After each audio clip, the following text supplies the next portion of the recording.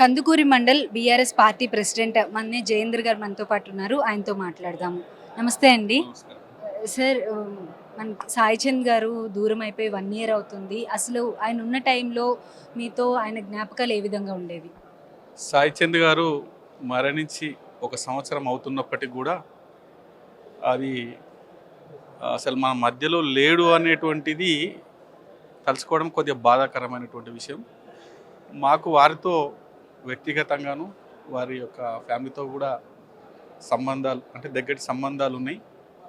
ఈరోజు మేమందరం కూడా మాతో పాటు తెలంగాణలో ఉన్నటువంటి ప్రతి ఒక్క పౌరుడు కావచ్చు, తెలంగాణ ఉద్యమకారులు కావచ్చు, వారందరి మదిలో సాయి చంద్ గారి ముద్ర అనేది వెలకట్టలేనిది.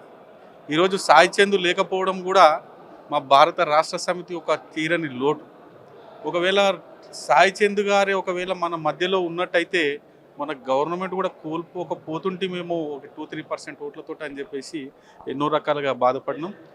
అయినప్పటికీ కూడా సాయి చంద్ మన మధ్యలో లేకపోయినప్పటికీ కూడా ఆయన ఎప్పుడు కూడా తన పాట ద్వారా కానీ, తన సేవ ద్వారా కానీ, తన వ్యక్తిత్వం ద్వారా మన మధ్యలో ఎప్పుడు కూడా ఉంటూనే ఉంటారు.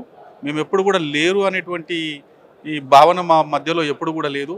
అటువంటి చిన్న వయసు ఉన్నప్పటికీ కూడా అటువంటి మహానాయకునికి ఈరోజు మనందరం కూడా ఈ రకంగా మొదటి యాది సభ వర్ధంతి అంటే బాగుండదేమో అని మేము కూడా అనుకున్నాం.